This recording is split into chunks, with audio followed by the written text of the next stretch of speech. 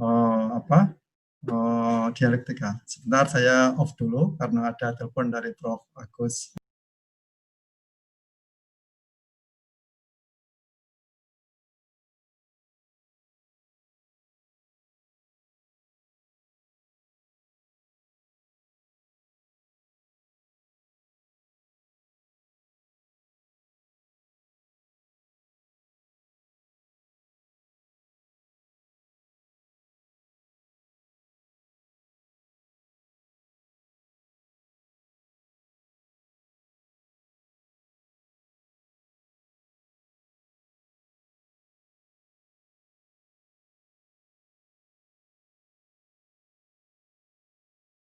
Selamat datang Pak Dr. Dudi Hidayat, Kepala Ketua DKM Masjid Baitul Hikmah LIPI Jakarta. Nanti kita akan Waalaikumsalam warahmatullahi wabarakatuh. Kita sedang menunggu narasumber kita siang ini, Pak Ketua DKM. Semoga ini Pak narasumber kita, Dr. Agus Purwanto, ini sedang dalam tahap masuk, dan Pak Kepala LIPI juga sedang sedang masuk ke sini. Nanti kalau sudah dua-duanya masuk, kita langsung mulai aja acara kita. Mungkin sambil ngobrol, Pak Ketua DKM ini juga sekaligus sebagai Kepala Pusat Penelitian, Kebijakan dan Manajemen Ilmu Pengetahuan, Teknologi dan Inovasi di LIPI. Beliau S1-nya di fisika di Belanda, sehingga sebenarnya nanti bisa berdialog juga tentang konsep fisika. Tapi karena beliau nanti jam 1 ada acara, semoga tetap kita bisa lanjutkan dialektika kita bersama narasumber yang ada.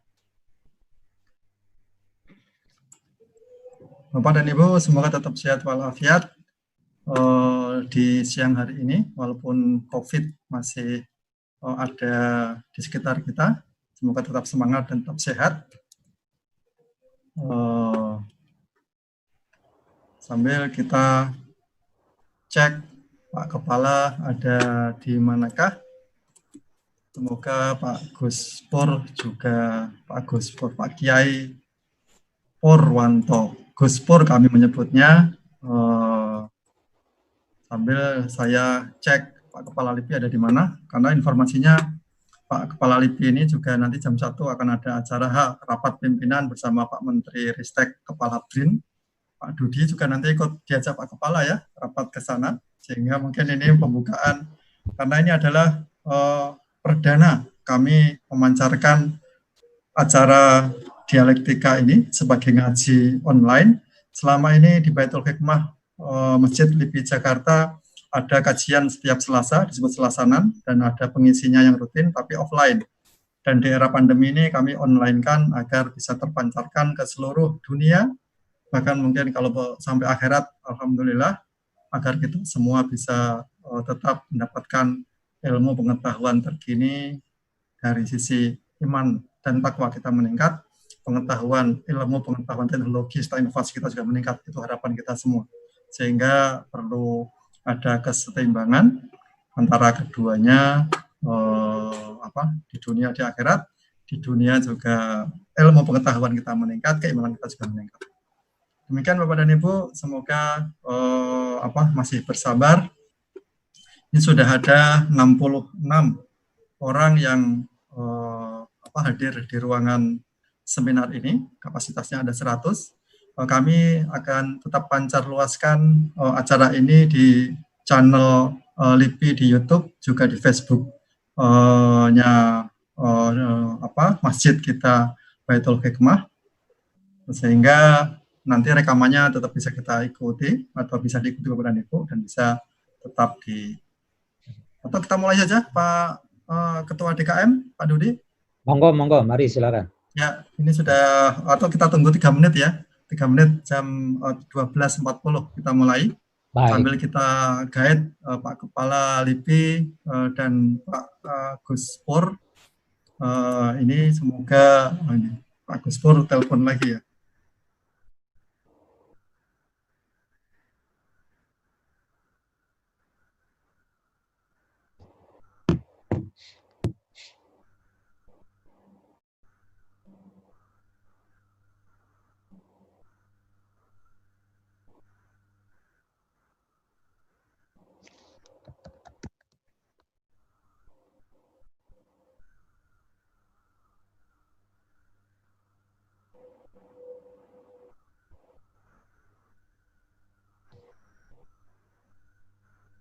Ya, mohon bantuannya Mas Fajar atau Mas Kos yang ada di bagian operasional ini. Dr. Agus Purwanto sudah di ruangan sebelah bersama yang lain. Mohon dipindahkan dari ruangan sebelah, ruang seminar menjadi panelis. Yang infonya sudah kita sampaikan tadi di ini ya, email address beliau. Pak Dr. Agus Purwanto.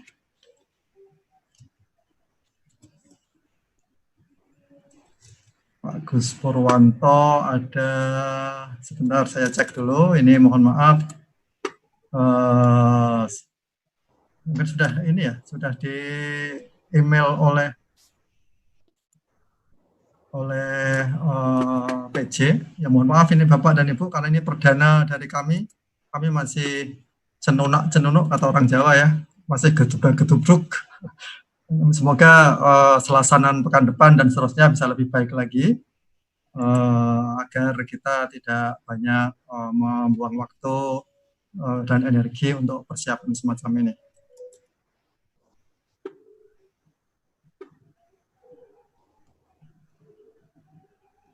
Oh, Bapak dan Ibu, ini ada pertanyaan, apakah acara ini dapat sertifikat? Ini kalau di flyernya ada sertifikatnya, tapi semoga Bapak dan Ibu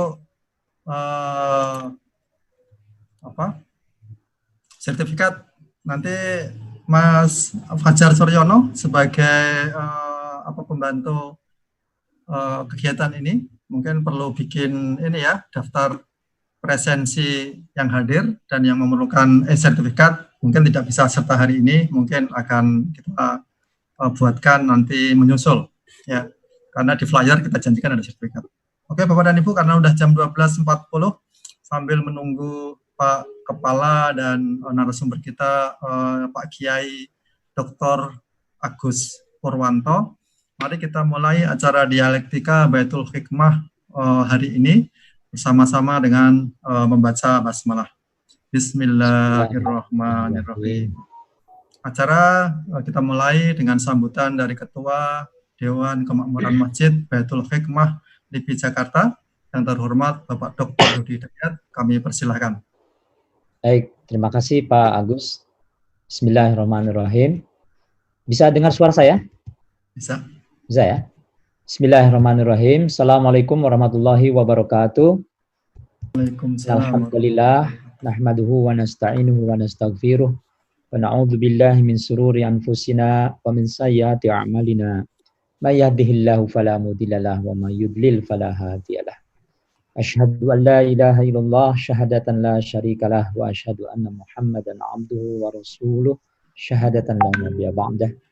Allahumma sholli ala Muhammad wa ala alihi wa ashabihi wa man tabi'ahum bi ihsanin ila yaumiddin. Amma ba'd.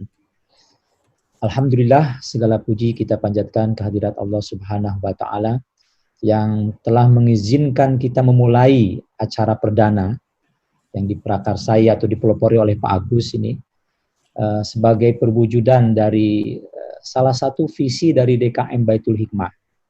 Visi apa itu? Baitul Hikmah sesuai dengan namanya, yang kalau diartikan kan itu adalah rumah ilmu. Artinya rumah di mana kita bisa menerima dan mengembangkan ilmu. Jadi barangkali itulah yang membedakan DKM Baitul Hikmah dengan DKM-DKM lain. Artinya kita mengemban nama yang di dalamnya ada misi pengembangan ilmu. Sudah sejak lama sebetulnya DKM Baitul Hikmah memiliki visi ini, ya, dan ingin menuangkannya.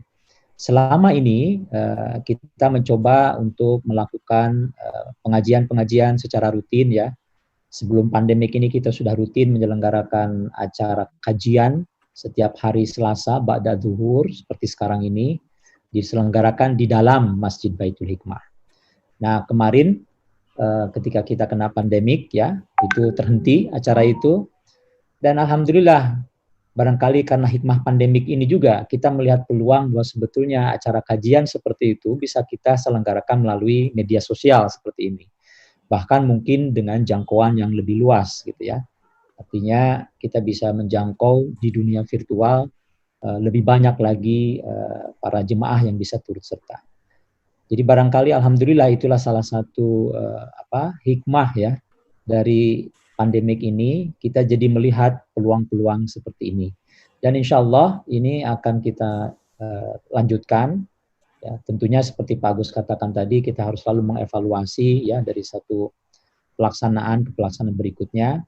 Nah, mohon maaf jika pada pelaksanaan perdana ini masih banyak kekurangan, tapi insya Allah Bismillah, ya kita mulai saja hal yang baik ini sambil seraya terus-menerus memperbaikinya.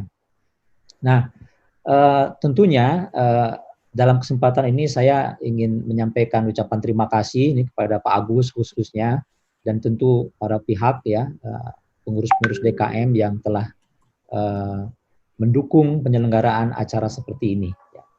Nah, pada siang hari ini kita kan mengundang Bapak Kepala LIPI, ya. Tetapi ya itulah resikonya kalau kita mengundang pejabat ya, karena beliau nanti itu harus rapim di Ristek dan saya pun diminta untuk mendampingi. Nah, karena itu pula mungkin Pak Agus ya, mohon maaf Bapak Ibu, saya tidak bisa ikut dalam dialektika ini secara penuh.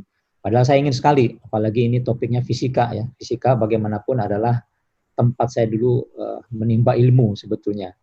Ya, meskipun kemudian saya beralih ke bidang lain. Nah, tapi saya pastikan bahwa kajian-kajian seperti ini ya itu akan terus kita coba pertahankan. Dan mudah-mudahan bisa berkembang lebih baik, bisa mewujudkan visi tadi bahwa DKM Baitul Hikmah ini memang betul-betul menjadi tempat kita bisa menerima dan mengembangkan ilmu ya. Nah, tema yang kita ambil dalam dialektika ini kan namanya juga dialektika ya Pak Agus ya. Kita ingin mendialektikakan gitu, antara konsep-konsep yang aslinya berasal dari Al-Quran dan Sunnah dengan konsep-konsep yang berasal dari keilmuan lain begitu, dan kemudian kita dialektikakan, kita dialogkan, kita cari sintesisnya begitu. Nah, pada siang hari ini kebetulan temanya adalah konsep fisika. Kita mengundang narasumber yang sangat qualified dalam hal ini, Bapak Dr. Agus Purwanto, dan untuk itu pula saya menyampaikan ucapan terima kasih kepada Bapak Dr. Agus Purwanto, meskipun saat ini belum bisa hadir ya, belum bisa masuk ya. Sudah hadir tapi ada di ruangan sebelah. Sedang saya tanyakan Pak Ketua DKM, ya, apa ID beliau biar bisa dimasukkan ke ruang ini. Ya. Silakan lanjut. Baik, dan terima kasih pula kepada Pak Kepala ya, Pak Handoko yang berupaya hadir meskipun pasti akan sangat singkat sekali karena belum ditunggu oleh Kemenristek. Ya, Assalamualaikum Pak Han. Waalaikumsalam. Ya. Suaranya di. Waalaikumsalam. Ya. Mohon maaf nih. Terima kasih ini sudah hadir di sini Pak. Tadi saya sudah menyampaikan sedikit sambutan ya, singkatnya kita berharap bahwa media ini bisa menjadi media pengembangan hikmah ilmu. Ya, dan itu menjadi cita-cita DKM Pak. Jadi mohon dukungan juga pada Pak Han untuk bisa mendukung dan membina pelaksanaan acara seperti ini Pak. Saya tidak akan perpanjang lebar lagi ya Pak Agus ya. Ya, panjang boleh. Ini juga nih sangat sempit ya. Saya ucapkan terima kasih kepada semua pihak ya. Mohon maaf jika ada dalam penyelenggaraan ini, dan sudah pasti ya dalam penyelenggaraan perdana ini banyak sekali kelemahan. Tapi mari kita sama-sama mendukung agar kedepannya bisa lebih baik lagi. Demikian. Wabillahi taufiq wal hidayah. Assalamualaikum warahmatullahi wabarakatuh. Waalaikumsalam warahmatullahi wabarakatuh. Terima kasih Pak Dr. Dudi Hidayat sebagai Ketua DKM Masjid Baitul Hikmah LIPI Jakarta yang telah memberikan sambutan.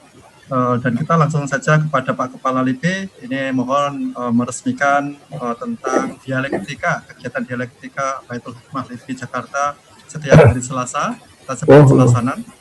Ya, jadi ini baru pertama ya? Pertama nih Pak Kepala. Makanya kita minta Pak Kepala sebagai top batter gitu ya.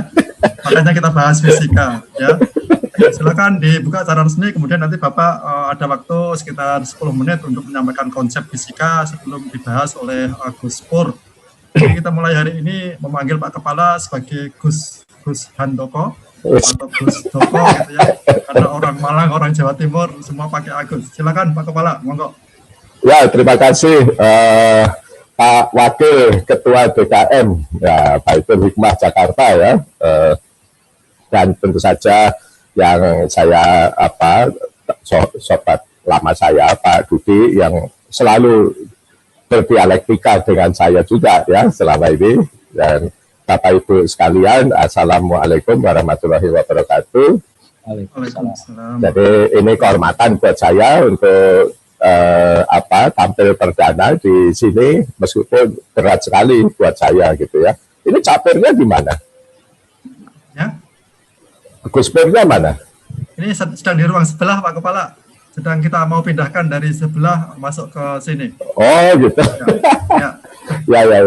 Jadi ya Cak Pir ini saya panggilnya Cak Pir ya. Cak Pir ini teman lama saya gitu ya, sejak studi di Hiroshima. Jadi kalau dari sisi usia jelas dia jauh senior daripada saya. Tapi kalau dari sisi studi saya seniornya gitu ya. Oh. Ya. Jadi saya cukup senang lah bisa menciptakan Dr. Agus Nurwanto gitu ya.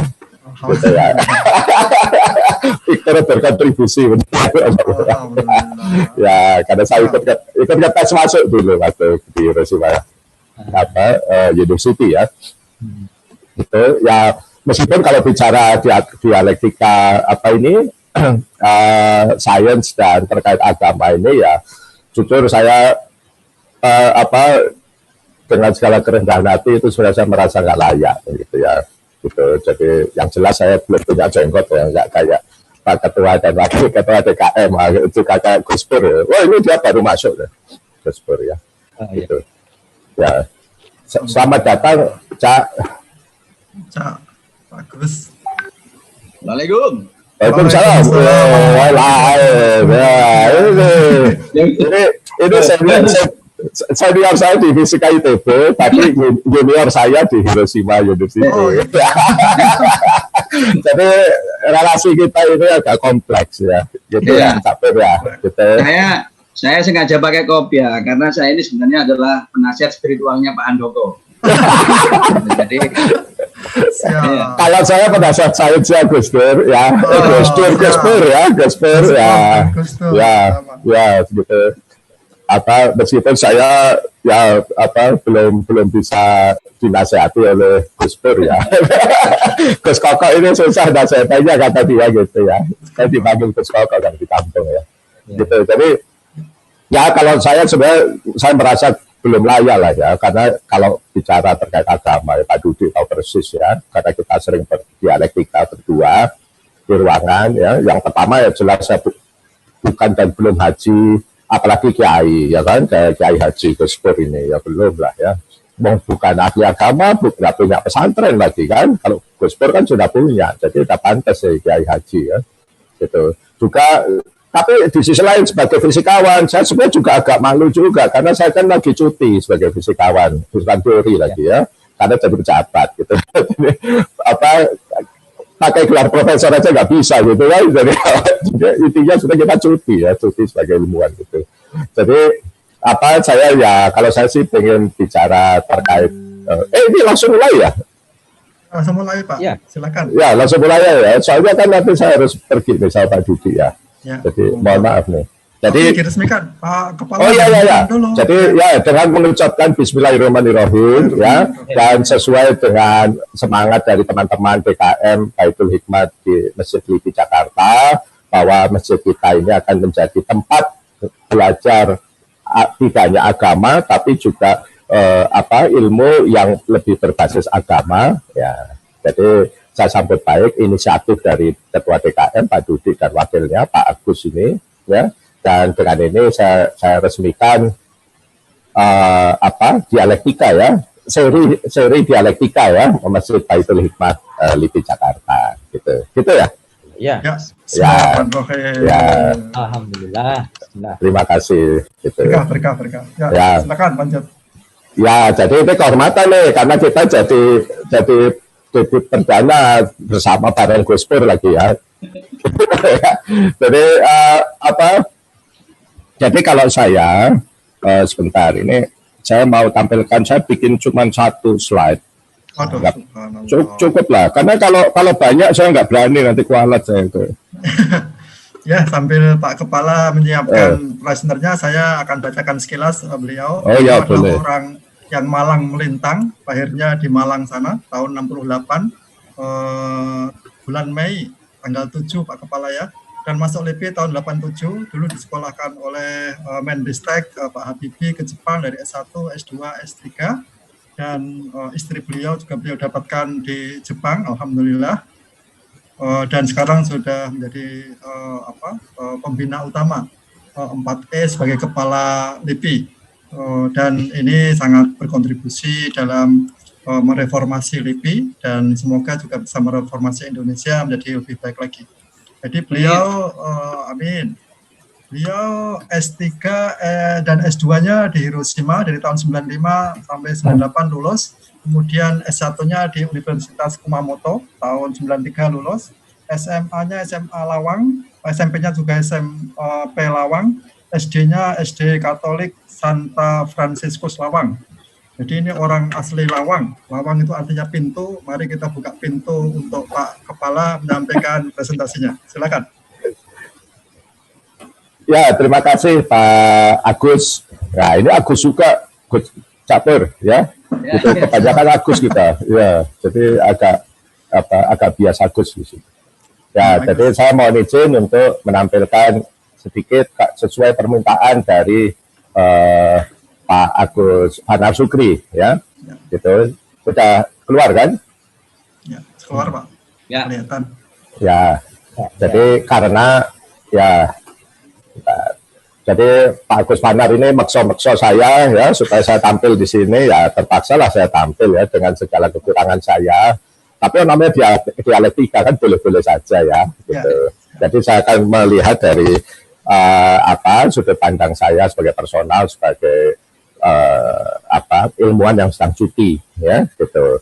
Jadi kalau kita bicara sains dan agama, tentu saja ini dua hal yang sebenarnya sangat penting dan menjadi kalau buat saya itu menjadi sokok guru dari kebudayaan manusia gitu ya. Meskipun dua hal ini punya pendekatan yang berbeda gitu ya.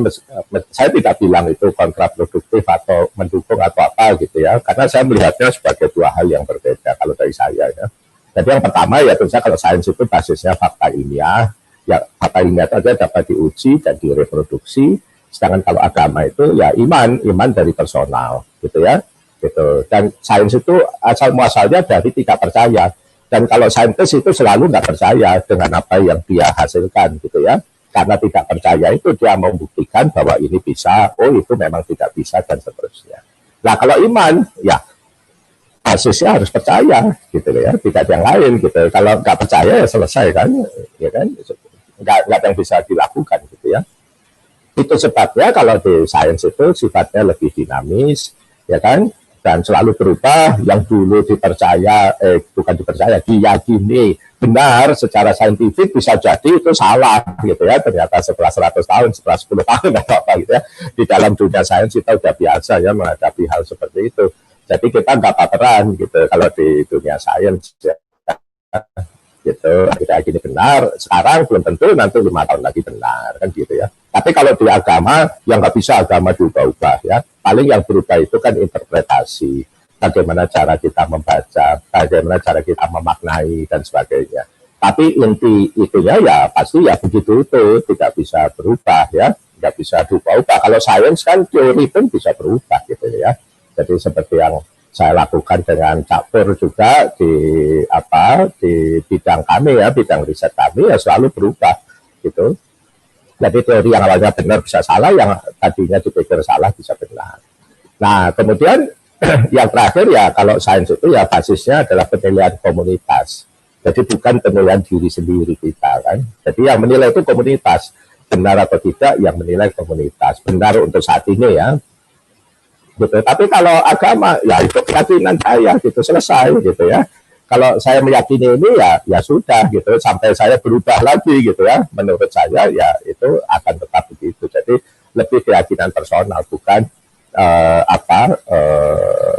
ditetapkan oleh komunitas gitu ya. Maksud saya keyakinannya ya. Kalau masa interpretasi tentu ada, misalnya seperti kalau di Muslim kita ada istimewa ulama misalnya, itu kan ada ya. Tetapi kalau di level personal itu ya keyakinan personal gitu. Itu sebabnya kenapa setiap orang khususnya praktek keagamaannya bisa berbeda-beda, ya kan? Gitu. Jadi yang orang sama-sama Muhammadiyah kayak Cak Pur aja bisa beda-beda gitu ya. Teman saya Muhammadiyah itu ada beda-beda macam-macam gitu ya. Ada seperti Cak Pur, ada seperti Kang Ulil, ada begitu kan? Ya, macam-macam gitu. Yang teman saya yang seperti Pak Dudi dan Pak Agus Fanar juga kan beda gitu ya. Gitu. Kalau kita berdialektika berduaan ya ketahuan, oh iya kalau Pak Dudi punya pandangan ini, ya pasti ada bedanya karena ini adalah personal. Gitu. Jadi menurut saya itu yang dari sisi saya ya perbedaan yang paling mendasar ya. Gitu. Sehingga kalau saya bicara sebagai saintis, pelaku sains ya, baik itu peneliti maupun dosen atau apapun ya, itu pasti pelaku sains yang baik dan benar itu humble, gitu ya. Gitu. Karena apa? Karena dia tahu bahwa apa yang dia lakukan itu ya benar untuk saat ini, gitu ya. Dan bisa jadi salah dan itu yang nggak problem gitu. Wah salah ya sudah tinggal dibenerin lagi gitu. Jadi tidak ada sesuatu yang bermasalah juga kalau ada yang salah gitu ya. Gitu ya, kecuali kalau sudah kadung dapat Nobel ternyata ketahuan salah gitu ya. Aduh ya meskipun itu bukan salah kita juga ya, bukan saya yang bersangkutan, tapi ya mungkin sedikit malu saja gitu. Tapi itu pernah terjadi ya. Cak Pur tahu persis itu kan, ada peraih Nobel terkait fisika yang kemudian ternyata teorinya salah gitu ya. Ya nggak masalah gitu loh ya. Disertasinya Feynman yang dapat Nobel pun waktu dia disertasi S3 itu salah gitu ya. Gitu. Ya disertasi saya pun saya lihat itu ada yang salah juga ternyata ya. Belakangan baru 5 tahun 7 tahun berikutnya saya baru sadar itu ada yang salah. Waduh itu salah ternyata gitu misalnya ya. Jadi ya nggak apa-apa ya, itulah sains gitu. Makanya kalau orang sains kan santai gitu, dia boleh salah asal nggak bohong kan begitu ya. Jadi sebenarnya sangat simpel gitu. Ya itulah yang saya maksud kalau pelaku sains yang baik dan benar ya itu mestinya memang dia selain humble dia fleksibel, adaptif dan dinamis juga ya. Gitu. Jadi gitu. Nah kalau agama bagaimana? Nah ini yang saya serahkan ke Cak Pur gitu. Kira-kira begitu Pak Agus Fanar ya. Jadi karena Cak Pur ahlinya nih, gitu. Jadi saya nggak boleh melewati. Saya belum atomnya lah, jauh. Gitu kan Cak Pur ya. Sehat ya Cak ya. Gitu. Kira-kira gitu.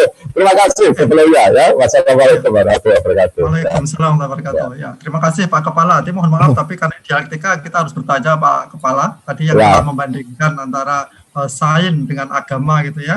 Nah, ada yang pernyataan menarik dari Pak Kepala LIPI, Pak Dr. Laksana Trihandoko tentang bahwa sains itu bermula dari ketidakpercayaan.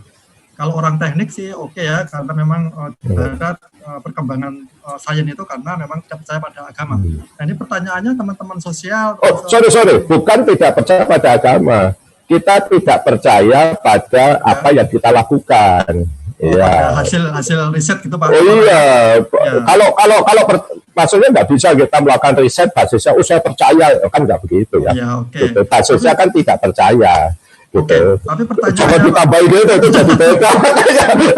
Pertanyaannya tadi Pak ini Gus Pur akan jawab ya. Pertanyaannya apakah ketidakpercayaan pada objek yang kita teliti itu juga berlaku untuk penelitian sosial dan penelitian agama, Pak Kepala? Oh ya pasti dong, penelitian sosial juga. Kalau kita bisa riset pasti mulai tidak percaya. Karena tidak percaya itu kita melakukan penelitian, bukan?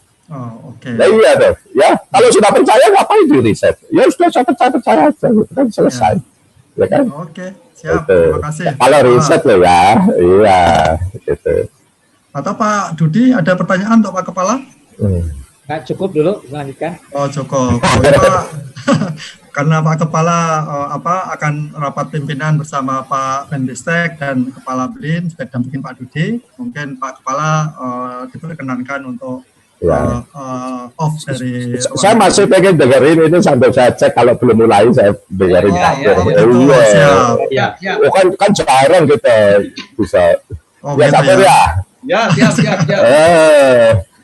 Ini langka ini undang-undang Cak Pur ini. Kualat loh itu kamu Gus kalau kamu enggak itu. Iya. Siap. Mohon maaf Pak. Atau Pak Yaipur sebelum nanti Pak Kepala off mau menyampaikan dulu atau memberikan pertanyaan atas yang dia sampaikan? Pak Yaipur, silakan. Kenapa? Kenapa? Memberikan tanggapan atau pertanyaan atas presentasi Pak Kepala tadi. Enggak. Langsung aja saya singgung di depan aja. Nah, pasti itu iya. Oke, bila demikian langsung kita lanjutkan Bapak dan Ibu kepada presentasi dari Dr. Gus Pur, Dr. Agus Purwanto bersama Agus bersaudara. Saya akan bacakan sekilas visi beliau sambil Gus Pur menyiapkan ini ya, PPT ya, menyiapkan presentasinya. Bisa dari situ ya Pak Agus Pur. Pak Dr. Agus Purwanto lahir di Jember 11 Agustus tahun 64. Ini benar ini, namanya Agus, lahirnya bulan Agustus. Itu bukan Jember, kamu salah ngomongnya. Ini benar, itu nulis Gus Pur sendiri. Itu Jember. Oh ya, Jember. Lahir di Jember, Jawa Timur, 11 Agustus. Kayak Lawang itu ngelawang gitu. Oh, ngelawang. Siap Pak Kepala. Yang benar itu ya, Gus ya. Ini beliau sekarang sedang menunggu surat keputusan Mendikbud Guru Besar. Kita doakan semoga segera turun SK-nya sehingga jadi profesor gitu ya.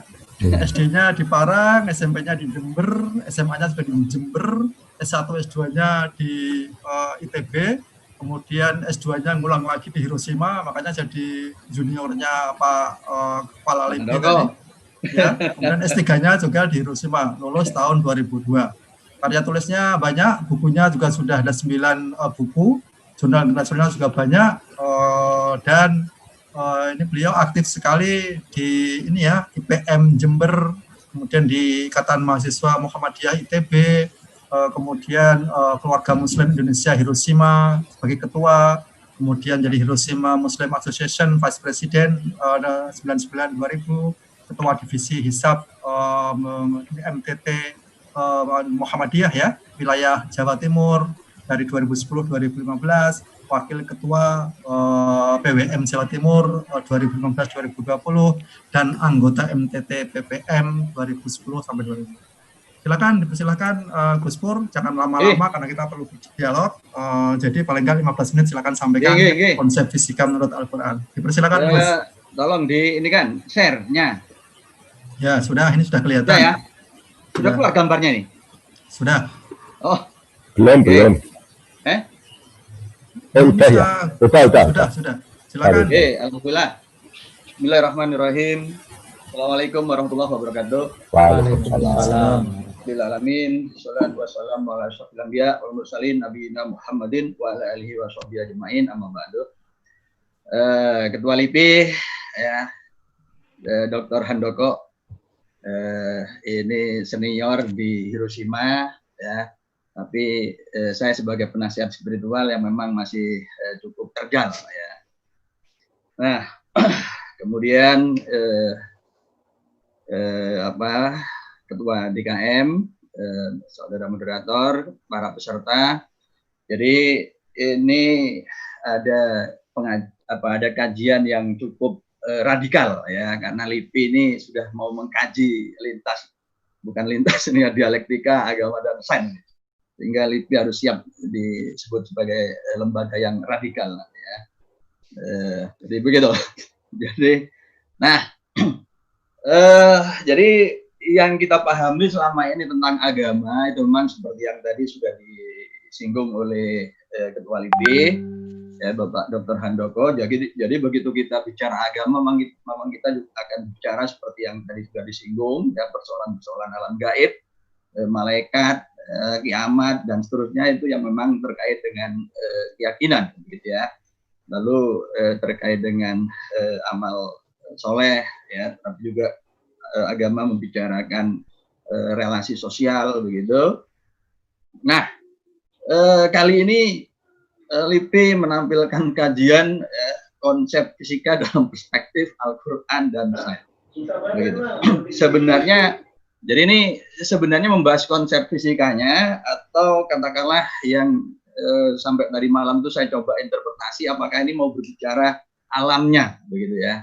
Nah, tapi saya akan masuk ya. Jadi begini, ada satu fakta yang perlu kita ketahui bersama, bahwa di dalam Al-Quran itu terdapat 800 ayat dengan redaksional alam yang itu bisa menuntun kita untuk memahami alam. Ya. Jadi kalau tadi Ketua LIPI menyinggung berangkat dari ketidakpercayaan, itu sebenarnya berangkat dari ketidaktahuan, gitu ya, ketidaktahuan, dan kemudian karya CT ingin tahu, lalu kamar takjub, dan ingin kemudian menyibak sebenarnya bagaimana fenomena yang sesungguhnya itu. Nah, ini poin yang mau saya sampaikan. Di dalam Al-Quran itu ternyata ayat alam itu 5 kali lebih banyak daripada ayat fikih, ayat hukum. Ya.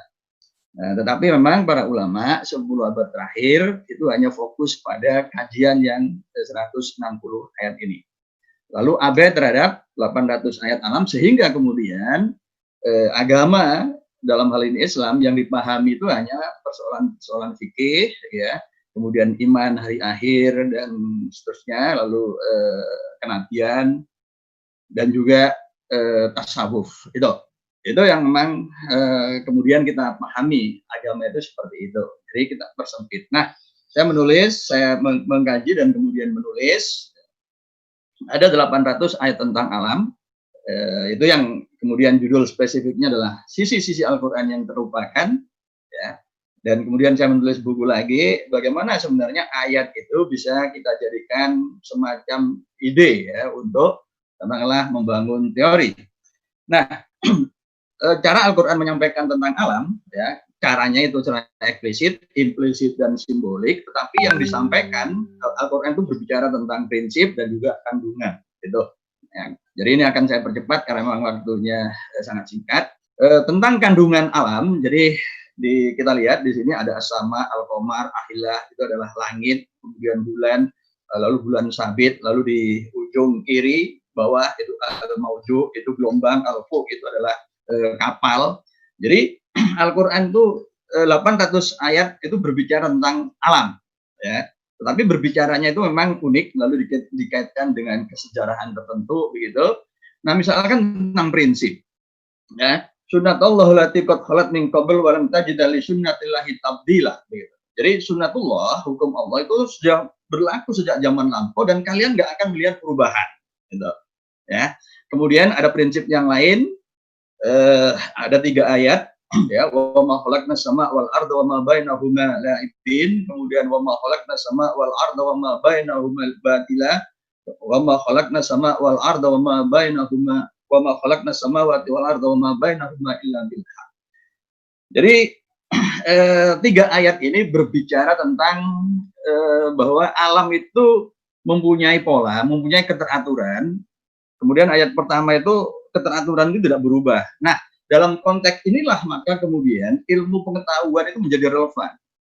Sebab kalau alam ini tidak mempunyai keteraturan, maka ilmu pengetahuan itu menjadi tidak mungkin.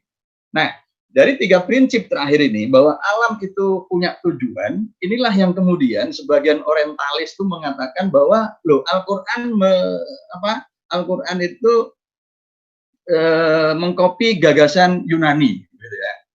Nah, memang sebagian kemudian orang marah, tetapi kalau kita sedikit cermat melihat gagasan dari Aristoteles, bahwa Aristoteles itu pernah mengatakan bahwa alam itu bertindak seolah-olah dia tahu tujuannya. Jadi teleos itu tujuan, dan itu kemudian yang disebut dengan teleologi. Ya. Jadi bahwa alam itu bertindak dan tahu tujuannya. Nah, dalam konteks inilah apa yang dikatakan orientalis itu memang ada kesesuaian, tapi bahwa ini mengcopy gagasan Yunani itu adalah problem yang lain, begitu ya.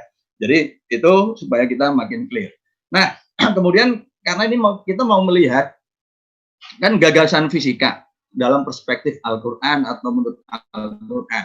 Nah, salah satu prinsip di alam itu adalah kesimetrian, ya, kesimetrian, bahwa alam itu simetri. Nah, ternyata Al-Quran itu juga sudah mengisyaratkan dalam redaksi ayat-ayatnya. Misalkan di sini, kullun fi falakin, ya, di dalam surah Al-Anbiya ayat 33, wa huwa alladzi khalaqal laila wan nahar wasyamsa wal qamara kullun fi falakin yasbahun. Nah, ini kalau kita potong itu menjadi seperti ini. Dan ini kemudian kita temukan di dalam surah Yasin 40 ya. Lasyamsu yanbaghi laha an tudrikal qamar wal lailu sabiqun nahar wa kullun fi falaki yasbahun. Jadi tidaklah mungkin matahari itu mendahului bulan ya, dan juga malam tidak mungkin ngejar siang begitu. Mengapa? Wa kullun fi falakin, dan masing-masing itu sudah ada di orbitnya, jadi nggak mungkin juga tabrakan begitu. Nah, ini kalau kita preteli ya, coba kita lihat ini. Kullun fi falakin, maka huruf-hurufnya itu simetri. Jadi depan belakangnya kaf, setelah dan sebelum kaf itu lam, setelah dan sebelum lam itu fa, di tengah-tengahnya ya. Nah, ini yang kemudian mestinya ya ilmuwan muslim gitu ya, selain dengan pola yang sudah dikenal secara umum ya, bahwa tadi mengamati alam begitu, tetapi kitab suci ini ternyata memberi juga hint begitu ya, gitu. Karena apa? Kullun fi falakin ini tentu tidak bisa kita terima sebagai suatu kebetulan. Karena apa tadi?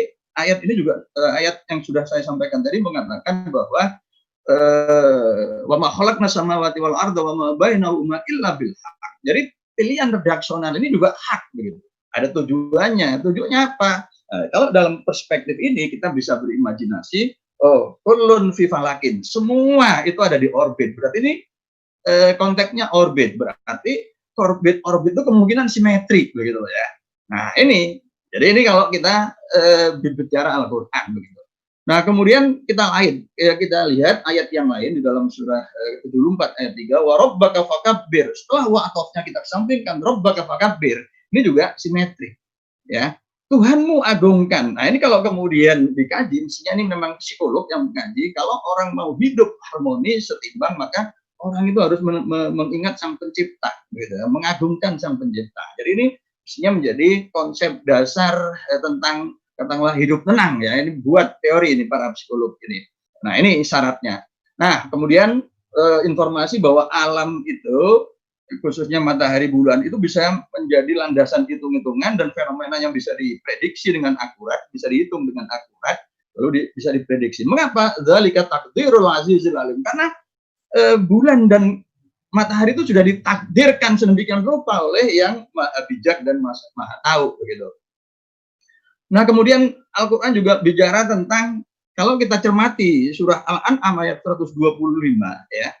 Ini bercerita tentang orang yang disesakkan dadanya, orang sesat itu dadanya sesak. Kemudian diilustrasikan di ayat ini ka'annama yas'adu fis sama. Orang yang dadanya sesak itu seperti kalau dia naik ya di langit, di ketinggian gitu. Nah, ini orang yang naik pesawat itu yang bisa paham. Karena orang yang naik pesawat khususnya yang pertama kali itu telinganya umumnya sakit. Mengapa? Ya karena memang pada ketinggian yang sudah cukup itu terjadi perbedaan tekanan. Nah, ini informasi-informasi yang terselip ya, kemudian juga nurun ala nurin, cahaya di atas cahaya, yang selama ini hanya dipahami dalam perspektif tasawuf ya, level-level hidayah. Nah, mestinya orang-orang yang berkecimpung di dunia alam ini juga punya hak ya untuk membaca makna dasar dari nurun itu adalah cahaya gitu. Nah, kemudian kalau nurun ala nurin, cahaya di atas cahaya itu apa maknanya? Dan ternyata orang fisika yang katakanlah bisa menyibak. Nah, singkat cerita, ayat-ayat 800 ayat itu dengan bahasa Arabnya itu sebenarnya kalau kita kritisi ya, itu bisa juga menjadi sumber inspirasi ya untuk memulai riset gitu. Jadi tidak sepenuhnya kemudian berangkat dari pertanyaan spekulatif gitu. Nah, misal ini sekedar ilustrasi yang sebenarnya memang teorinya katakanlah sekarang sudah ada gitu ya. Nah, ini ketika katakanlah ayat itu menjadi basis epistemologi. Di dalam surah Al-Hadid ayat 25 ya, di sini disebutkan wa anjalna hadida fihi ba'sun syadidun wa manafi'ul linnas gitu. Nah, di sini ada dua kata anjalna, tapi kata anjalna yang kedua itu maknanya udah berubah. Jadi bukan lagi menurunkan, tetapi ciptakan. Padahal menciptakan itu kalau dalam bahasa Arab itu adalah khalaqa ya, kita lihat nazala yanzilu nuzulan itu turun. Jadi ini intransitive verb, tapi di sini di ayat tadi itu mengalami wazan fa'ala af'ala. Jadi nazala anzalna, jadi kami menurunkan begitu, ya, menurunkan besi begitu. Ya, ini wa anzalna hadida. Begitu. Nah, pertanyaannya adalah, jadi pertanyaannya adalah, kalau menurut kok besi diturunkan begitu? Bagaimana nih besi menurunkan? Maka imajinasi kita harus ke langit, gitu kan? Apa yang di atas kita? Dari mana besi itu? Gitu. Nah, kalau misalkan imajinasi pertama tentu dari makhluk-makhluk terdekat dari kita, di atas kita, itu adalah burung emprit. Ya, kita asumsikan bahwa zat-zat besi itu ada pada kotoran emprit. Kalau itu terjadi, mari kita beternak burung emprit, begitu kan? Untuk apa? Untuk membangun emprit steel industries. Karena apa? Karena bahan dasarnya itu dari kotoran burung emprit, gitu kan? Riset. Nah, tetapi ternyata bukan dari kotoran burung emprit itu, gitu ya. Nah, kemudian dari apa? Oh, ternyata bisa juga dari meteor, kemudian kita berimajinasi itu dari bintang, dan singkat cerita, ilmu sekarang itu menyebutkan bahwa dari proses nuklir, ya, Big Bang nucleosynthesis, bahwa inti atau hidrogen, kemudian helium, dan seterusnya, itu terjadi pada pusat bintang. Ketika bintang mencapai 1 juta derajat Celcius, inti bintang, itu mulailah tercipta inti atom besi, gitu ya. Terus makin panas, makin tercipta logam berat yang lain, dan ketika temperatur bintang itu mencapai 15 juta derajat Celcius, maka bintang itu diambang sakaratul maut, bintang itu siap mati. Nah, Al-Quran mengatakan faidan nujumu tumisat, bintang mati itu disebut bintang-bintang itu dihapus. Mengapa? Karena memang ketika kita melihat langit malam, ya, bintang itu tampak seperti bintik-bintik kecil di papan hitam yang mula-mula terang kemudian pudar, maka seperti bintik hitam yang kemudian dihapus lalu hilang, sehingga kemudian yang ada itu adalah latar belakang yang hitam. Itu kata Al-Qur'annya. Nah, dan bahasa ilmiahnya itu adalah supernova. Nah, itu yang kemudian saya semacam merekonstruksi, mestinya, ya, khususnya ilmuwan-ilmuwan yang rajin ngaji itu dapat gagasan dari ayat wa anjalna hadida tadi itu, gitu loh. Jadi ayat ini sebenarnya bisa menjadi sumber gagasan untuk membangun teori tentang asal usul logam, begitu. Itu kalau ayat menjadi apa tadi? Sumber ide. Tapi seringkali memang yang kita lihat itu ayat itu hanya sebatas mukjizat. Teorinya sudah ada, lalu oh ini ayatnya ada. Padahal kalau yang secara fundamental mukjizat itu nggak bisa dijelaskan, gitu ya.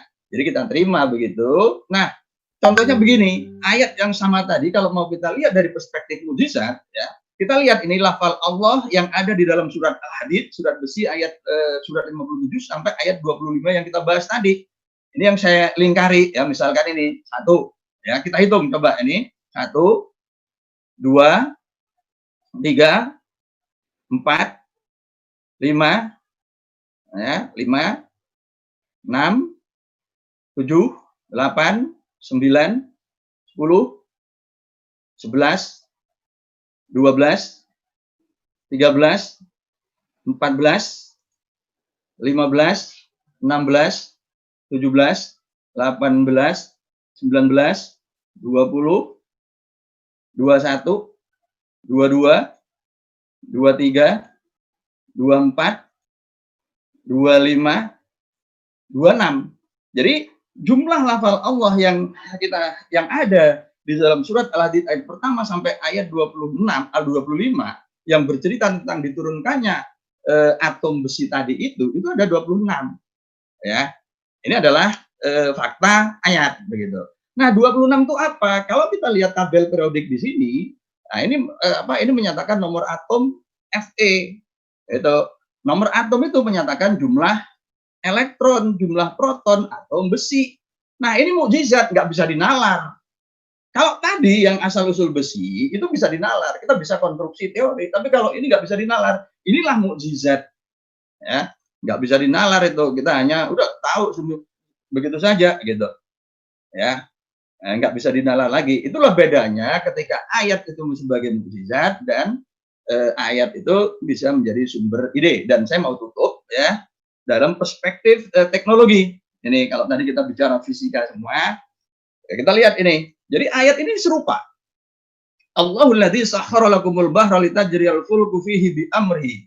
Jadi Allah lah yang menjalankan, menundukkan untukmu laut, ya, untuk apa? Litajriyal fulku, supaya kapal itu berjalan fihi, ya, di laut itu bi amrihi, dengan perintahnya. Jadi yang ditundukkan itu adalah lautnya. Tapi di ayat berikutnya, wa sakhkhara lakumul fulka litajriyal fil bahri bi amrihi, ya. Jadi sebenarnya nih maknanya serupa begitu. Tapi penekanannya beda. Wasakhkhara lakumul fulka. Kami tundukkan untukmu, saya tundukkan untukmu, dia tundukkan untukmu kapal agar dia bisa berjalan di laut dengan perintahnya. Nah, ini serupa, tapi yang menjadi objek dari kalimat ini yang pertama itu bahro, laut, yang kedua itu fulka. Ini kalau kita telaah, yang pertama itu nanti akan sampai berkonstruksi perahu yang terbuat dari kayu yang memang bahan dasarnya itu terapung, ya. Jadi kayu itu kalau kita taruh di laut itu sudah terapung gitu saja, tapi belum bisa jalan. Maka kemudian lautnya yang ditundukkan oleh Allah supaya perahu itu jalan. Tapi yang kedua, wasakhkhara lakumul fulka, fulka di sini ditundukkan. Nah, ini yang nanti kita pada konstruksi kapal berat itu. Karena umumnya kapal-kapal itu terbuat dari logam, dan logam sifat dasarnya itu adalah tenggelam di air. Nah, supaya tidak tenggelam, maka ini kemudian ditundukkan supaya bisa berjalan. Nah, jadi dua ayat yang serupa ini, tetapi di balik subjek dan predikatnya itu ternyata memberi inspirasi yang berbeda kepada kita. Ya. Nah, jadi poinnya adalah sekarang kajian siang ini itu kita harus mulai berubah, ya, cara berpikir kita ketika kita menyandingkan sains dan agama, khususnya Al-Quran. Jadi Al-Quran jangan lagi sekedar dijadikan sebagai pembenar atau dari teori yang ada lalu kemudian disebut sebagai musia, tetapi dari Quran sendiri, kalau kita berbicara alam, karena tadi ini kita judulnya fisika, gitu ya, saya nggak masuk ke dalam konsep-konsep biologi karena itu jauh lebih banyak lagi, gitu. Ternyata kita juga bisa konstruksi, gitu, ya, gagasan-gagasan tentang alam. Nah, itu seperti yang tadi disinggung, saya bangun pesantren sains, jadi pesantren yang memang berbeda dari pesantren-pesantren yang sudah ada sebelumnya. Jadi ini adalah pesantren genre baru, pesantren sains, ya. Ada juga di Tebuireng, ya. Karena itu meskipun saya itu tadi dibacakan kurikulum vitae, saya adalah anggota Majelis Tarjih dan Tardid Pimpinan Pusat Muhammadiyah, tetapi saya juga berada di jantungnya NU, yaitu Tebuireng. Karena itu kemudian saya mendapat gelar Gus, dipanggil Gus Pur, ya. Karena apa? Ya karena memang nama saya Agus Purwanto. Jadi seperti itu.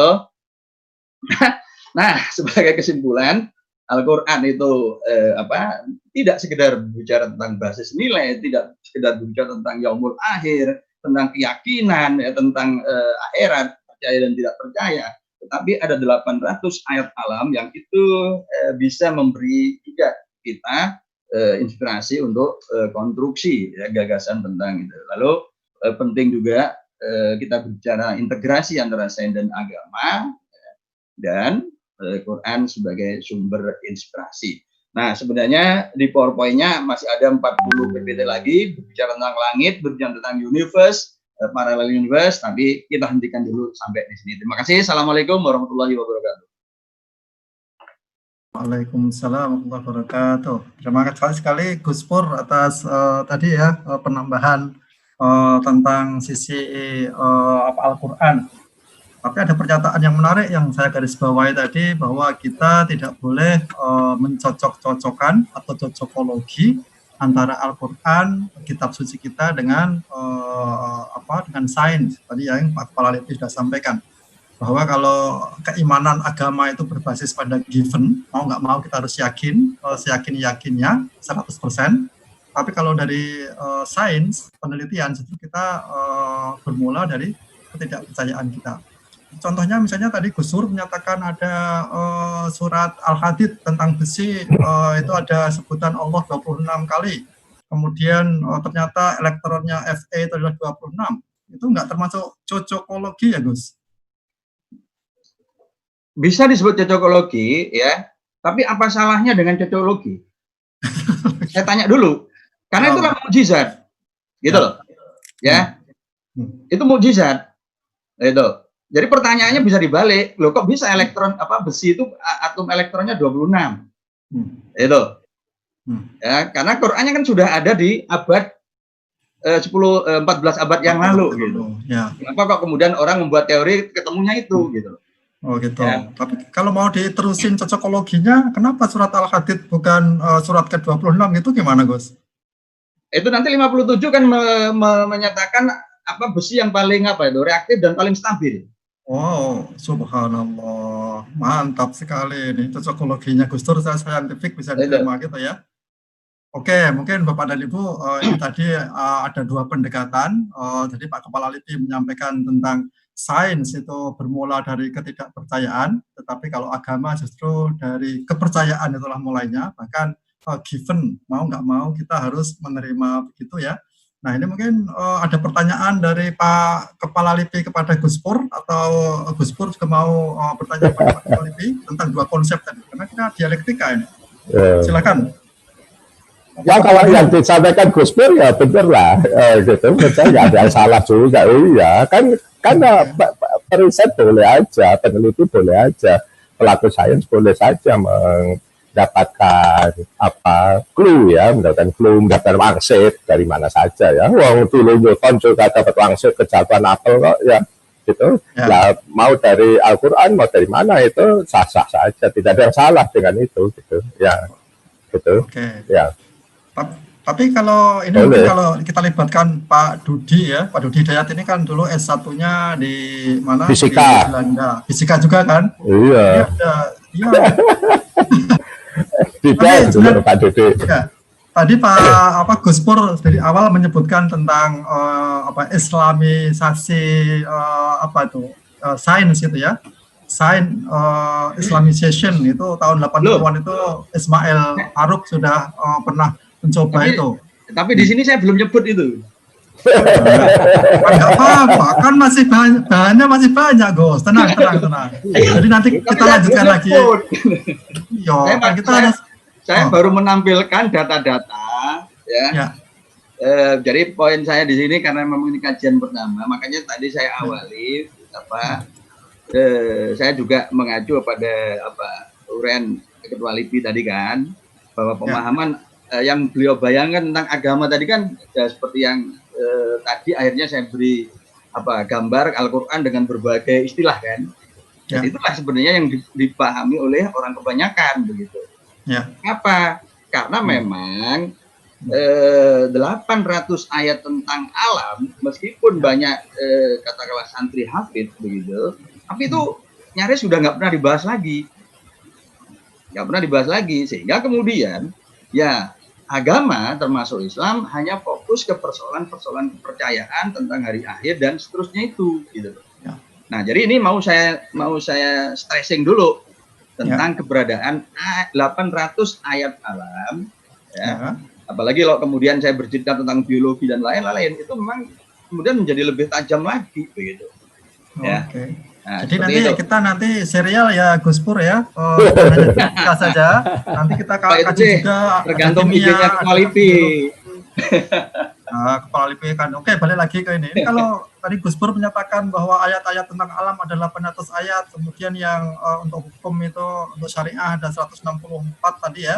Itu 160 gitu ya. Bahwa ternyata Allah memberikan ayat-ayat yang kauniyah, ayat-ayat alam itu lebih banyak dibandingkan ayat-ayat kauliyah yang untuk syariah gitu ya. Nah, apakah dengan model begitu ini Pak Kepala LIPI ini? Kalau jumlah ayatnya banyak, apa berarti kita itu memang harus fokus ke yang banyak itu? Atau kemudian yang sedikit itu perlu bisa prioritas kedua gitu menurut Pak Kepala LIPI? Ya kan itu yang saya bilang kan, itu kalau udah masalah agama itu masalah orang. Ya terserah, kalau ada yang suka di situ boleh, ya kan? Yang suka kauniyahnya boleh, yang suka kauliyahnya ya boleh, kan begitu. Nggak ada yang larang juga gitu ya. Gitu. Tapi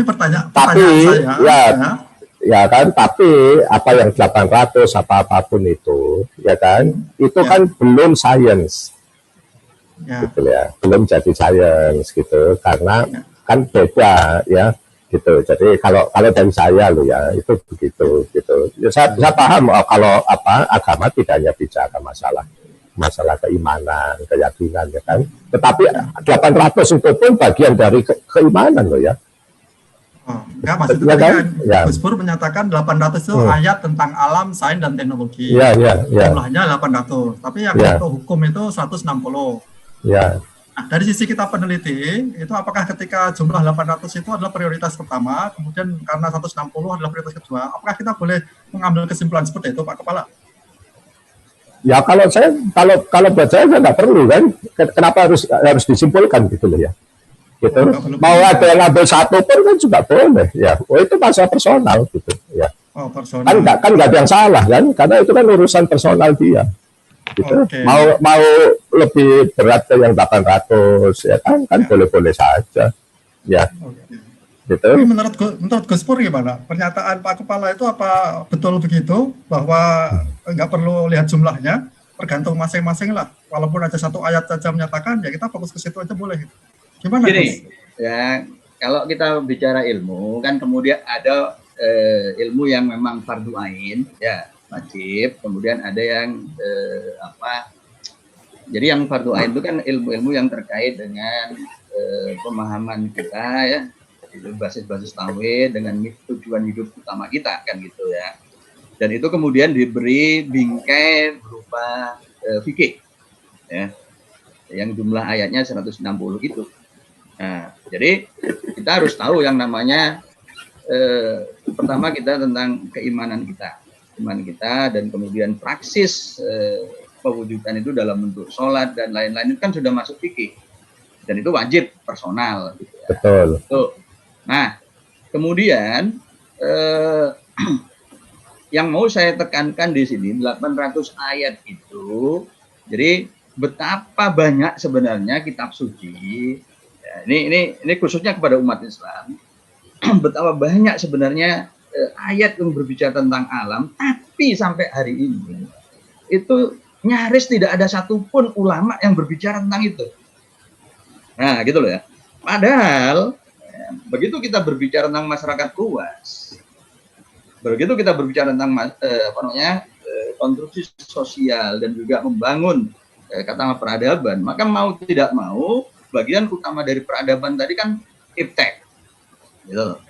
Nah iptek ini kemudian kalau kita mau bongkar ya dari sisi sejarahnya, sebagian sarjana mengatakan itu sejak Al-Ghazali menulis kitab Tahaffudzul Falasifah, gitu ya.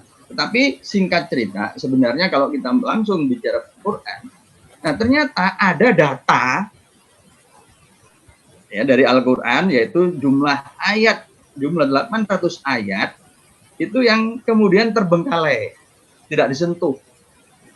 Nah ini yang saya mau mengingatkan gitu ya. Jadi setelah pengetahuan wajibnya tadi diketahui gitu, dalam artian fikih praktisnya ya, bagaimana juga supaya sholat itu sah, wudhunya harus benar kan gitu. Nah wudhu benar itu fikih. Nah itu. Nah tapi sekali lagi hidup tidak hanya itu kan gitu. Tapi selama ini memang hanya itu. Ya pesantren di mana-mana ya bahas itu. Maka pesantren kan kemudian tidak melahirkan ilmuwan, tidak melahirkan teknolog gitu ya. Itu. Kalaupun melahirkan ya ada muslim yang katanya jadi ilmuwan, tapi kemudian bagaimana sebenarnya perspektifnya? Nah, ini kan tidak, itu kan lahir begitu saja ya karena suka, like and dislike begitu ya, jadi seperti itu. Tapi sebenarnya yang mau saya katakan bahwa ada pandangan masyarakat yang harus dikoreksi nih, misalkan jangan belajar fisika, karena nanti kalau mati nggak akan ditanya rumus Newton kan gitu. Kan gitu di desa-desa itu. Betul. Jangan belajar kapal, karena kapal tuh ilmunya orang kafir. Loh, harus dikoreksi bahwa dengan belajar ilmu kapal sebenarnya kita melanjutkan nubuah. Ya, kenapa? Nubuah siapa? Nabi Nuh. Karena Nabi Nuh lah orang pertama yang diajari membuat kapal. Nah, seperti itu poin yang mau saya sampaikan. Jadi, ya. gitu. Jadi itu bagian dari otokritik lah kalau menurut saya. Ya. Pak Agus Fanar ya, gitu loh. Dan memang kita pahami tidak mudah juga untuk membawa yang 800-an ayat yang menceritakan alam itu. Kalau yang ulamanya tidak paham ilmu sainsnya gitu. Nah, dalam konteks itulah kalau dari sisi saya itu menghargai apa yang kerja kerasnya Cak Pur ini, karena dia sedikit dari satu dari sedikit pelaku sains ya yang mau masuk ke ranah itu gitu. Karena kan nggak gampang juga, bisa jadi malah keliru kan, nanti diketawain ya.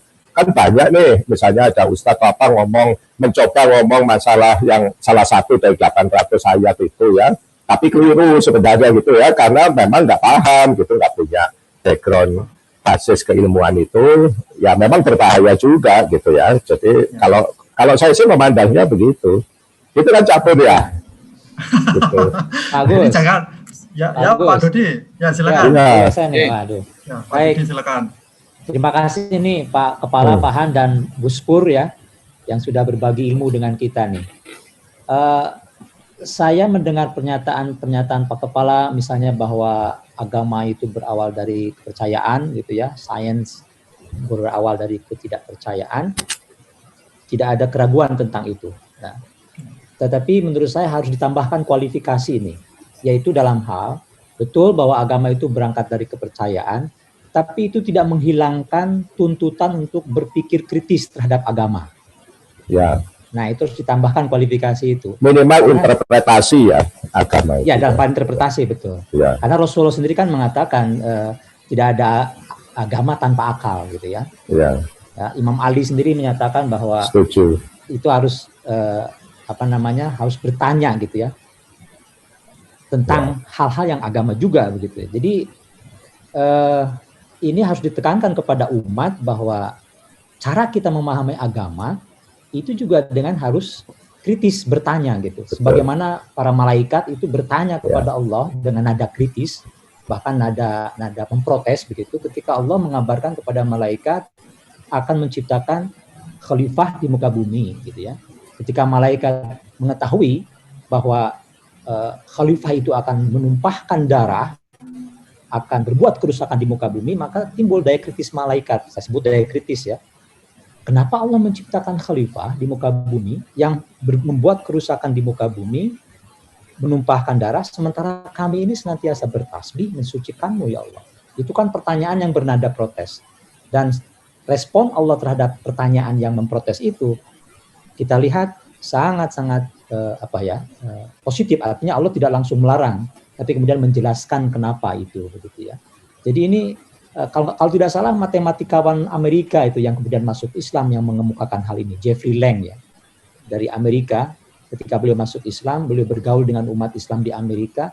Oh, daya kritisnya umat Islam ini kurang katanya gitu ya.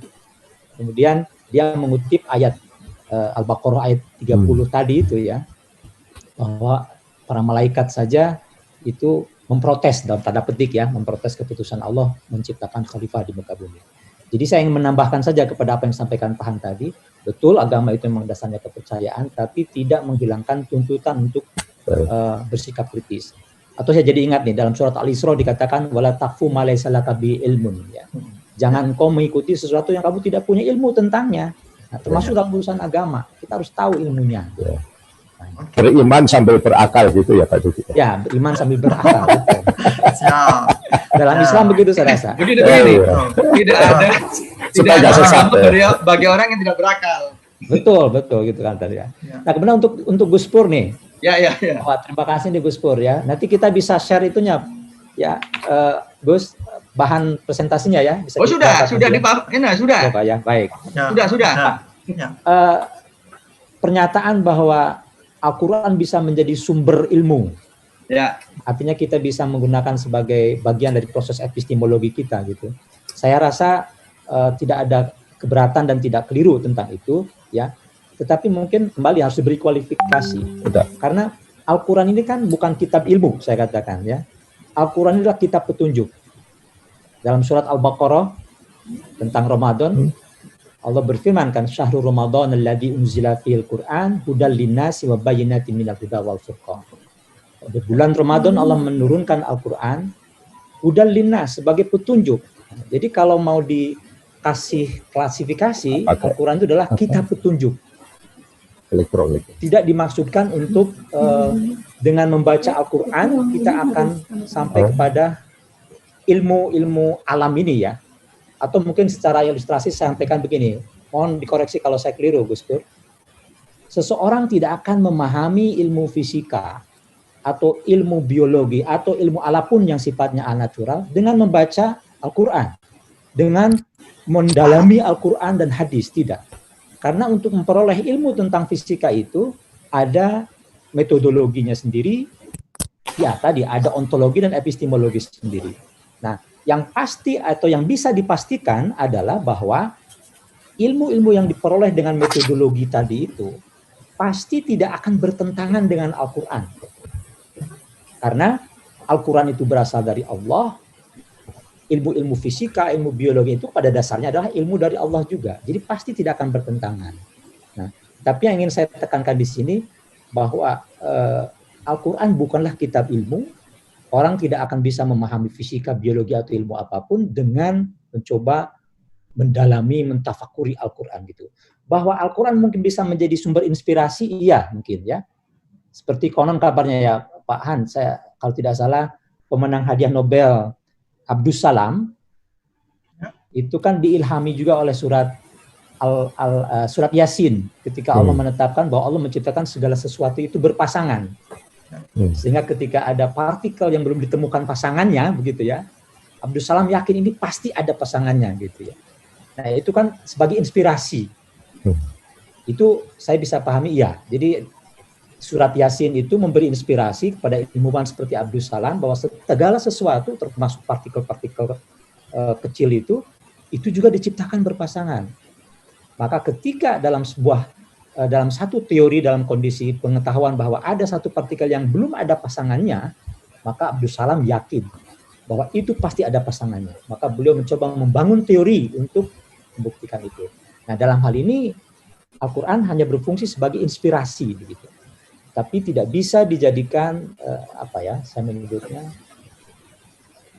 ya dengan ungkapan seseorang tidak akan bisa memperoleh ilmu fisika, biologi atau ilmu alam hanya dengan membaca menekuni Al-Quran, hadis begitu ya. Itu ada metodologinya sendiri.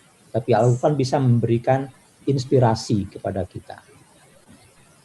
Itu barangkali beberapa kualifikasi yang ingin saya tambahkan gitu Bang. Kecuali kalau Gus Pur bisa mengkoreksinya silakan Gus. Kita udah mulai Pak Dudi. Oh ya, terima kasih Pak Kepala dan Pak Dudi atas kebersamaannya. Ya, selamat merapat dengan Pak Menteri. Salam dari kami untuk beliau ya. Dan kita masih ada waktu seperempat jam, kami akan lanjutkan. Ya, makasih Pak Kepala dan Pak Dudi. Baik. Terima kasih Gus Pur sekali lagi. Ya, sama-sama. Ya. Assalamualaikum. Waalaikumsalam warahmatullahi wabarakatuh. Oke, jadi paling tidak tadi Pak Kepala juga Pak Dudi telah memberikan pendapatnya dan sudah mulai dari dialog kita akhirnya mengerucut bahwa antara sains dan ilmu alam, antara agama atau ilmu tentang keyakinan kita dengan antara kauliyah dengan kauniyah itu tetap harus bersama-sama gitu ya Gus Pur agar kita bisa benar-benar memahami ayat-ayat Allah yang ada di alam maupun yang tertulis dalam Al-Quran yang itu termanifestasikan dalam bentuk syariah yang kita jalankan sebagai orang-orang beragama. Jadi mungkin dari dialektika kita hari ini mungkin memang kita harus menyeimbangkan antara kedua belah itu ya Gus Pur ya, karena kita pernah mendengar bahwa ilmu pengetahuan tanpa agama akan buta dan agama tanpa ilmu pengetahuan akan pincang dan sebagainya. Itu kan sesuatu yang harus kita pahami bersama. Nah, ini ada pertanyaan Gus Pur, saya bacakan dari Pak Hussein Al-Atas. Oh ya.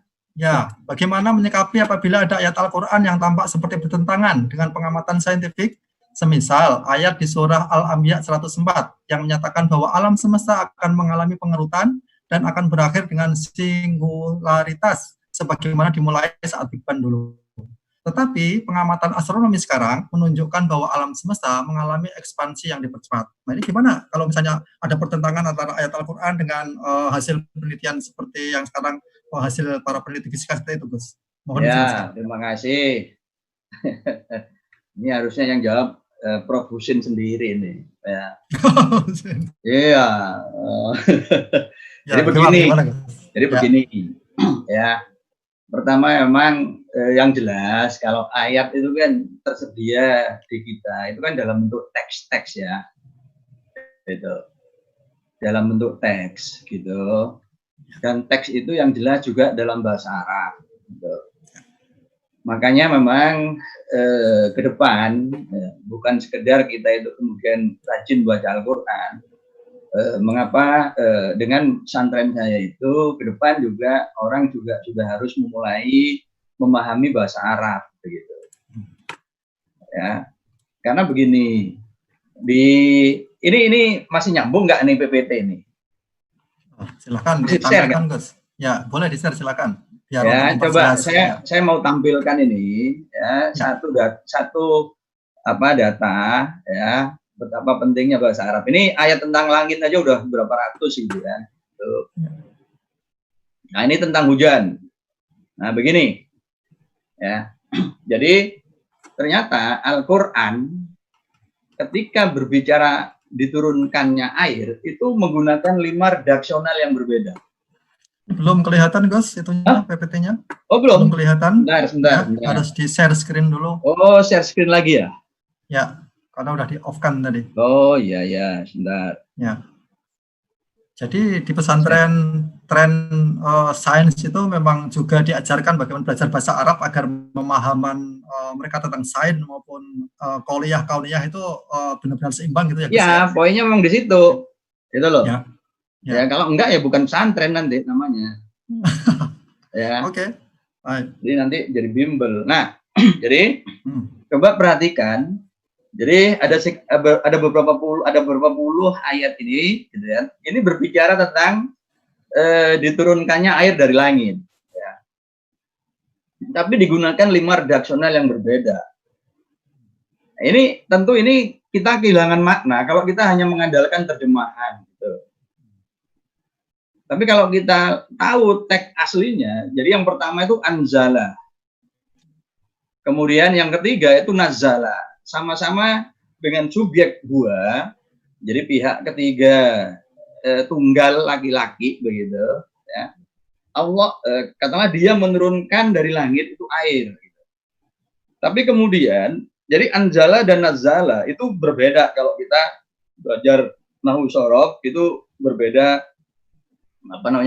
maknanya gitu. Sama-sama menurunkan tapi kadar menurunkannya itu frekuensi menurunkannya berbeda gitu. Nah, kemudian yang anjala dengan anjalna itu berbeda pada subjek. Yang kedua itu nahnu, kami. Itu demikian juga dengan nazala dan nazalna itu nahnu, gitu, kami. Nah, ini tentu bukan sekedar retorika ya Al-Qur'an, tapi saya itu meyakini bahwa di sini ada pesan spesifik yang mau disampaikan. Nah, makanya meteorolog muslim ini mestinya mengkaji ini apa bedanya gitu ya. Dan semua fiilnya ini adalah fiil lampau, kata kerja past tense. Jadi kejadian ini di masa lampau gitu. Sedangkan kejadian hujan yang aktual yang sedang turun dan akan turun itu wa yunazzilu. Ini fiilnya adalah fiil mudhari. Jadi kata kerja sedang begitu ya. Nah, jadi di sini kalau tadi kan masih bersifat umum ya yang saya bicarakan, tapi nanti detailnya tuh di sini. Pentingnya Muslim itu memahami Al-Qur'an ya, karena apa? Karena ketika berbicara tentang air diturunkan dari langit, ternyata Al-Qur'an menggunakan 5 redaksional yang berbeda dan mestinya ini dikaji secara spesifik, gitu ya. Nah, terkait itu tadi tentang urgensinya bahasa Arab. Nah, kemudian terkait dengan apa yang ditanyakan Prof. Husin tadi, ya, bagaimana kalau ada pertentangan ya, seperti pertentangan lah, tidak sesuai. Pertama ya tadi ya ayatnya memang harus kita bongkar dengan seksama ya itu. Dan yang kedua ketika kita berbicara tentang khususnya kosmologi ya secara umum, ini memang kosmologi ini menurut saya sekarang ini berada dalam masa transisi yang cukup dinamis begitu. Itu. Jadi high energy physics termasuk dalam particle physics itu. Particle physics mengatakan bahwa Higgs itu ditemukan gitu. Ya. Itu. Tapi ketika saya hadir di Nanyang Technology University, di situ ada 2 kelompok eksperimen menampilkan data ya. Dan ternyata data yang ditampilkan itu tidak sesuai dengan apa yang disebutkan oleh teori sebesar berapa itu 246 gigaelektron volt. Itu hanya separuhnya gitu. Artinya apa? Artinya standar model yang ada sekarang ini kan belum menampung gitu, belum menampung data yang ditampilkan oleh 2 lab ini. Jadi artinya apa? Artinya fisika teori sendiri itu juga masih jauh dari selesai begitu. Ya.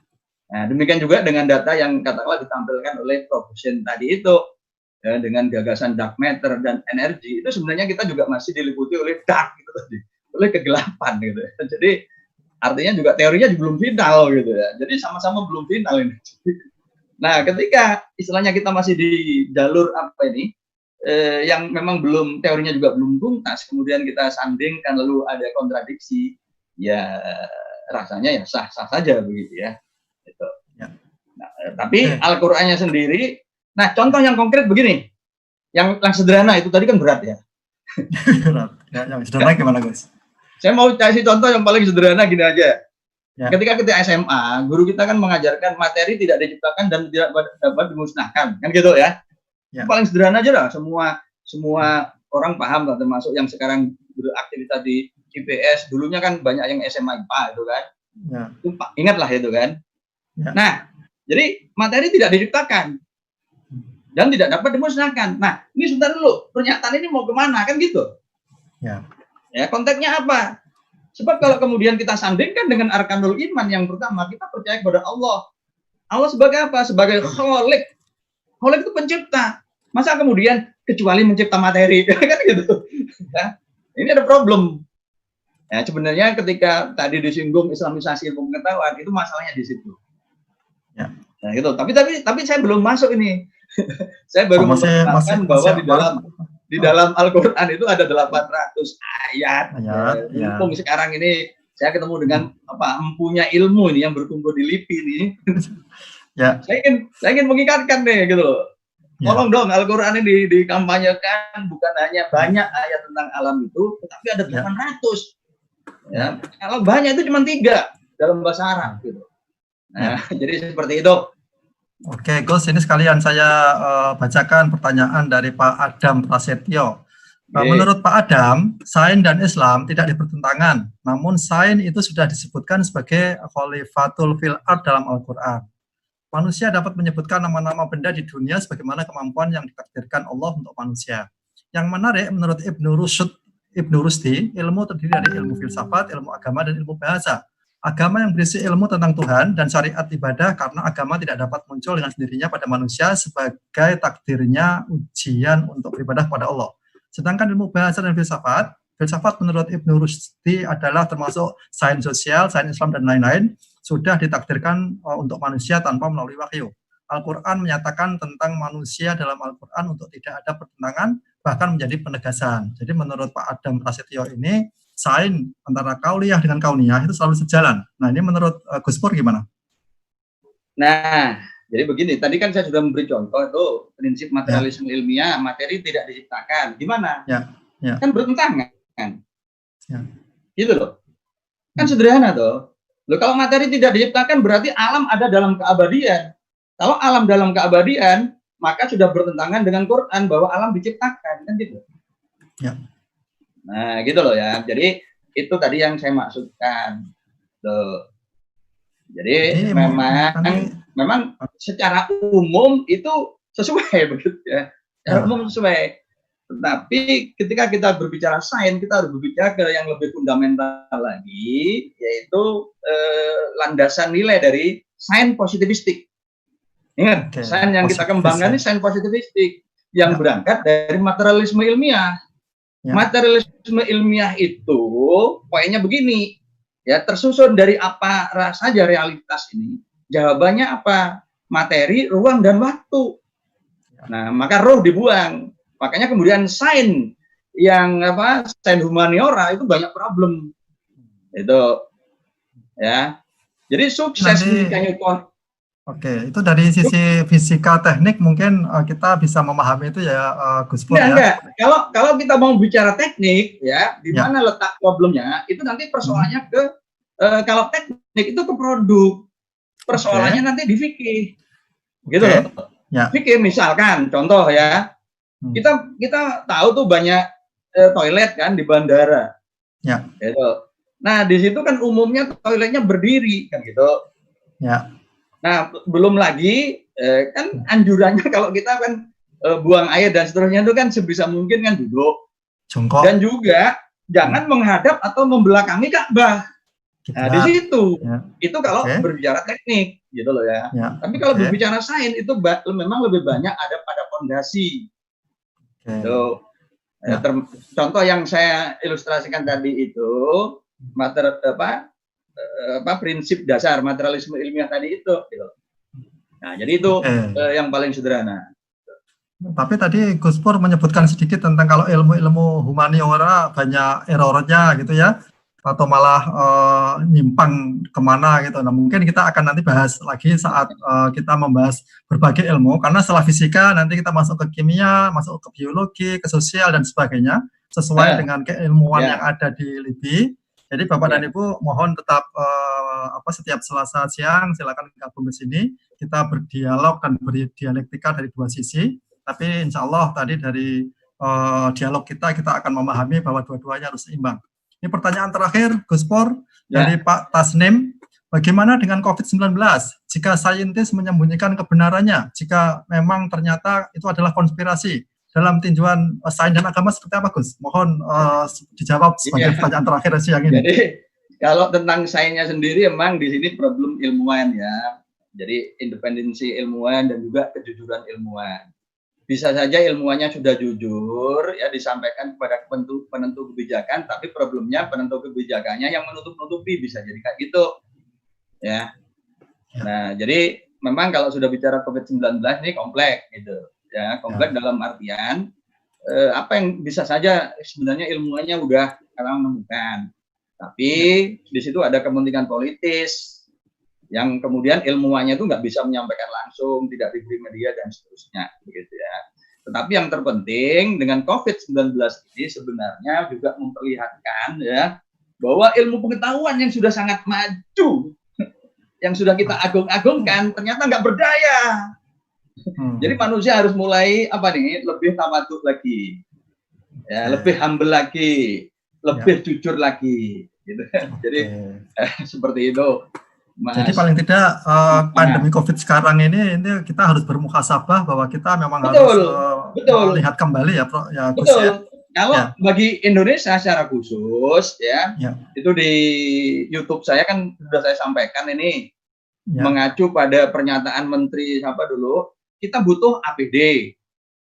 Lalu ada industri yang memproduksi APD, tapi kita nggak bisa memanfaatkan. Mengapa? Ternyata itu punyanya negara lain. Jadi artinya kita sebagai bangsa ini ternyata tidak mempunyai industri yang cukup. Kalau nggak punya industri yang cukup, maka pengembangan ilmu apapun itu hanya menjadi gaya-gayaan.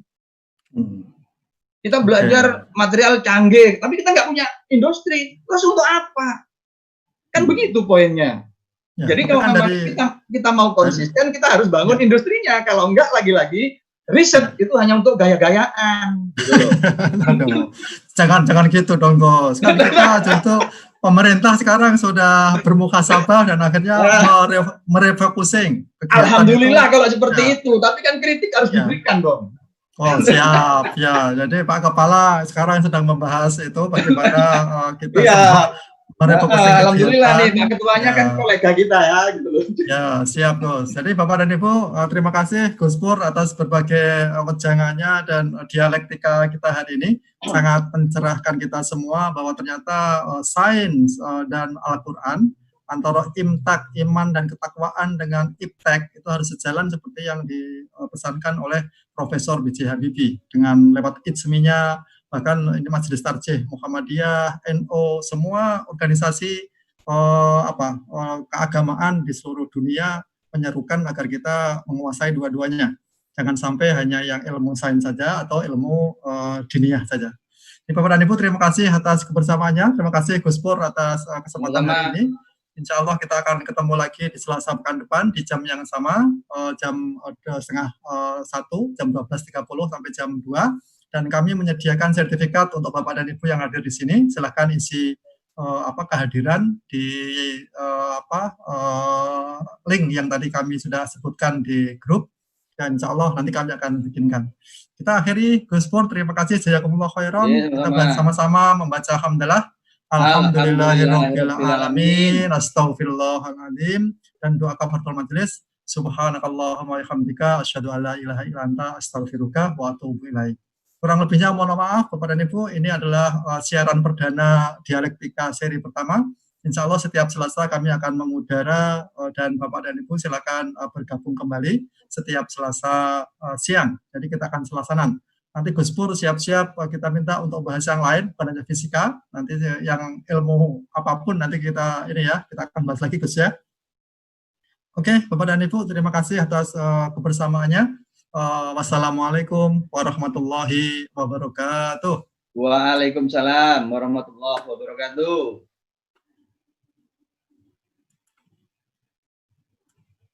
PowerPoint-nya sudah bisa hubungi, bisa minta Pak Agus Panar.